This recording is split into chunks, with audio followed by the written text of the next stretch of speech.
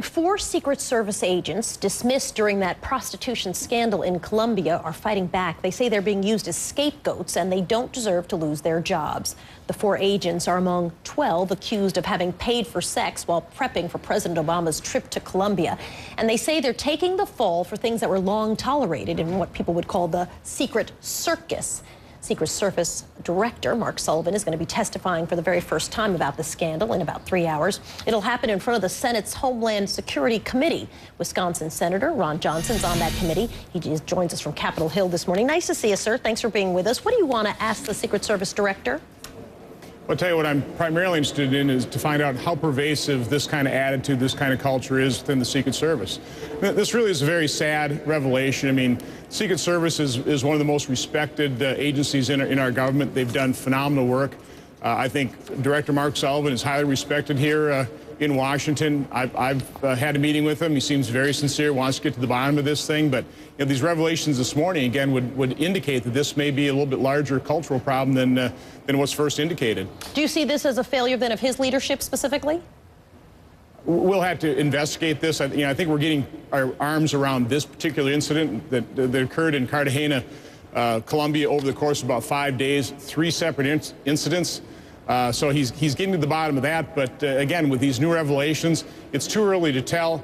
We just might need a totally separate investigation from a totally independent body. His remarks this morning, we know, because he's sort of sent us his preview of his remarks, and he's going to say this. At the time the misconduct occurred, none of the individuals involved in misconduct had received any specific protective information, sensitive security documents, firearms, radios, or other security-related equipment in their hotel rooms. In other words, really, ultimately, there was nothing at risk. Is that a, good enough answer for you?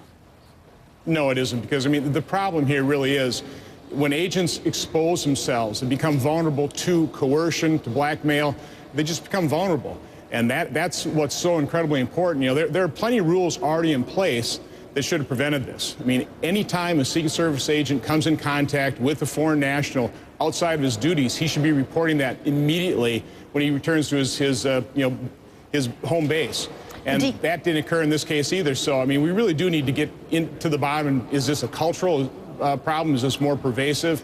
This is a very serious issue. Well, as I was mentioning in the introduction to you, there are some who are now saying it is cultural, that in fact, the term secret circus, referring to before any sort of big deployment, what you could do is go out and kind of act a little bit crazy, that it was cultural, therefore who are fighting back for their jobs now. Do you think they deserve their jobs back? In fact, if it was culturally nodded at and okay within the Secret Service? I would say no, but we need to find out whether it is part of the culture. I heard a little bit, it's a little bit more of an attitude of, what goes on in Las Vegas stays in Las Vegas. That's just totally unacceptable.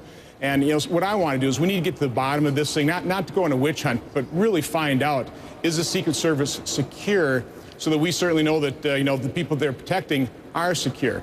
Again, it's a very serious situation here. We need to get to the bottom of this thing.